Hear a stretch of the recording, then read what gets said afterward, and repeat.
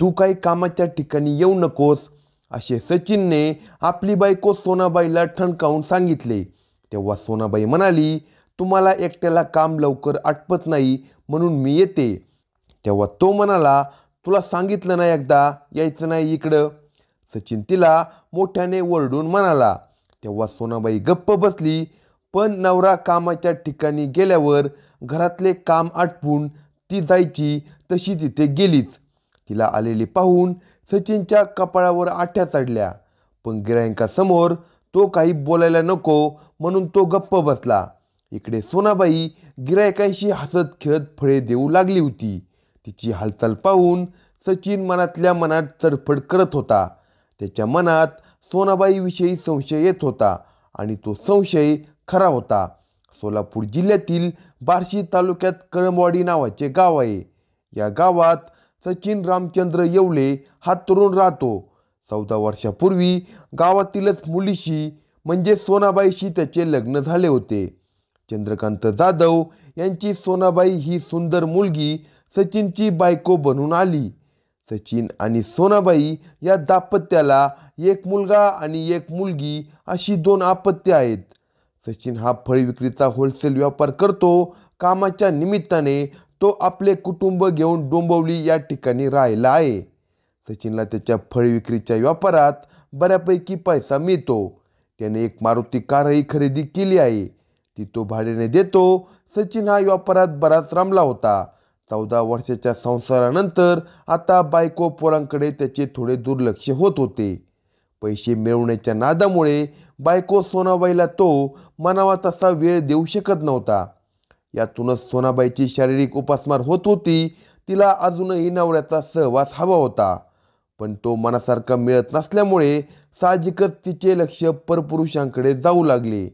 सचिनकडे फळे नेण्यासाठी अनेक परप्रांतीय येत असत. या लोकांशी सोनाबाईची ओळख झाली होती. या ओळखीतूनच तिने एकाशी आपले संबंध प्रस्थापित केले. सोनाबाईच्या वागण्यात बोलण्यात सचिनला फरक दिसू लागला. तेव्हा त्याने बारकाईने तिच्यावर पाळत ठेवण्यास सुरुवात केली.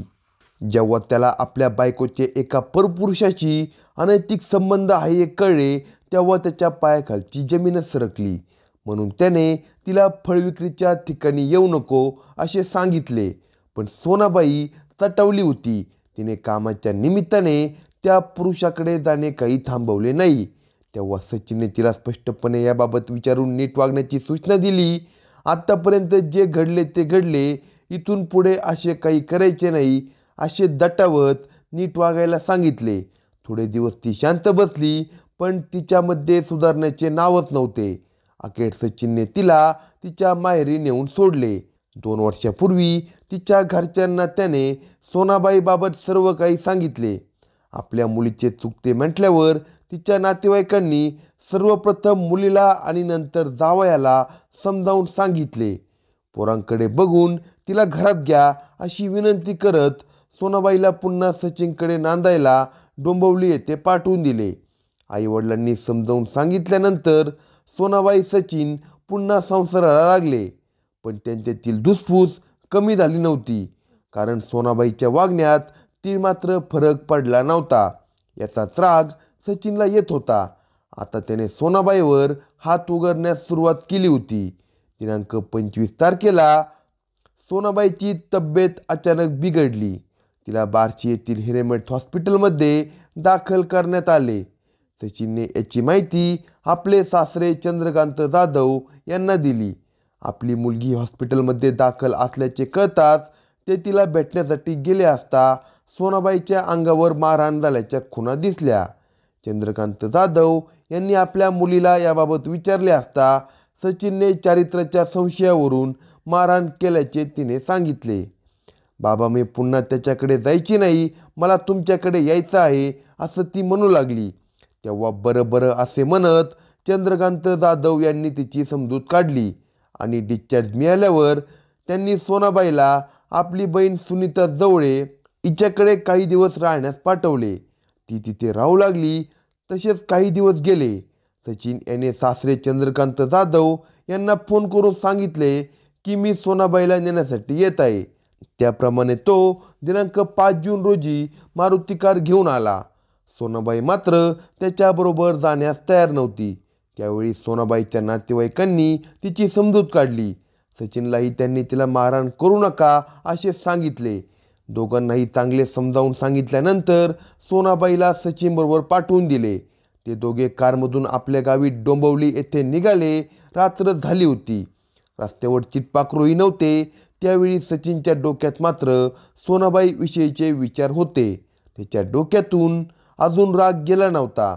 ड्रायव्हिंग करत करतच तो अधूनमधून सोनाबाईकडे पाहत होता. ती अजूनही रागातच होती. म्हणून तो तिला म्हणाला, घरी नेतोय तुला हे उपकार समज, इथून पुढे नीट वागायचे. तेव्हा रागाने सोनाबाई त्याच्याकडे पाहू लागली. मला मारलं ना? तेव्हा तो म्हणाला, मग काय करायचं, तू ऐकत नाही म्हटल्यावर. दोघांशिवाय तिसरे कुणी नसल्यामुळे या दोघांचा वाद वाढू लागला. या वादातच सोनाबाई फटकन बोलून गेली, तुमचेही दिवस भरत आल्यात, थोडं दिवस थांबा, मी काय करते ते बघाच. तिच्या या बोलण्याने सचिनच्या डोक्यात ट्यूब फुटली. ती काय करणार, आपल्याला मारणार की काय, हा विचार चमकून गेल्यावर त्याच्या मनात खळबळ वाढू लागली. हिने काय करण्याच्या आधीच हिलाच आपण मारून टाकावे असा विचार त्याच्या मनात आला.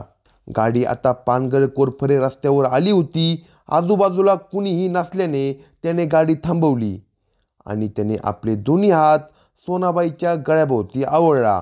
मला मारणार वय, तुला खतमच करतो असे म्हणत तिच्या जोराने गळा आवळण्यास त्याने सुरुवात केली. थोड्याच वेळात सोनाबाई श्वास कोंडून मरण पावली. सोनाबाई गाडीतच निश्चित पडताच सचिन भानावर आला. आता ही कशी काय मेली याबाबत काय सांगायचे याचा विचार करत असतानाच त्याच्या डोक्यात कोरोनाचा विचार आला.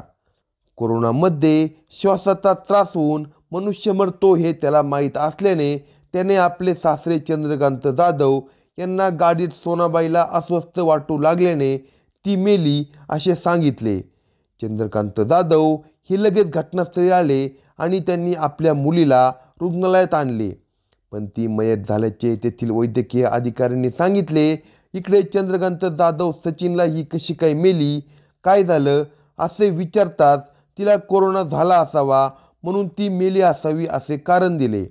पण चंद्रकांत यांना ते पटले नाही. त्यांचा आपल्या जावयावर विश्वास बसला नाही. म्हणून त्यांनी आपल्या मुलीच्या आकस्मिक मृत्यूबाबत बार्शी पोलीस ठाण्यात फिर्याद दिली. पोलिसांनी घटनास्थळी जाऊन मृतदेहाची पाहणी केली तेव्हा तिच्या गळ्यावर व्रण दिसून आले.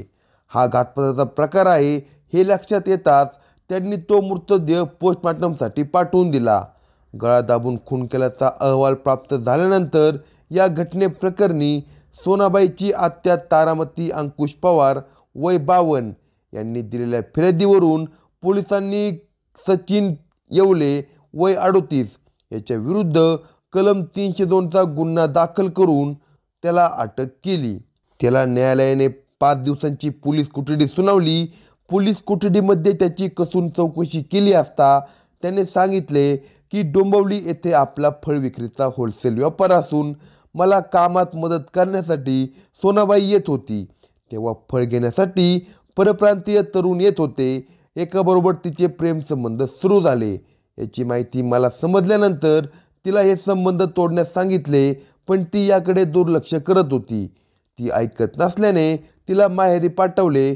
पण मुलांचे हाल होऊ नये म्हणून तिला परत आणले. पण तिच्या वागण्यात बदल झाला नाही. आपल्या प्रेमाच्या आड नवरा येतो म्हणून ती भांडण करत होती. यातून मी तिला मारले. उपचारासाठी बार्शी येथे दाखल केले. त्यानंतर ती माहेरी गेली असता तिला पुन्हा घरी घेऊन येत असताना आमचे गाडीमध्ये भांडण झाले. तेव्हा ती मला म्हणाली, तुमचे दिवस भरले आहेत, थांबा थोडे दिवस, मी काय करते ते बघाच. असे म्हणतात माझ्या रागाचा पारा चढला आणि तिचा गळा आवळून मी तिला ठार मारले अशी कबुली सचिन याने पोलिसांना दिली. अशाच नवनवीन क्राईम स्टोरी ऐकण्यासाठी कलम 302 या मराठी चॅनेलला सबस्क्राईब करा आणि आपल्या प्रतिक्रिया कमेंट बॉक्समध्ये कळवा.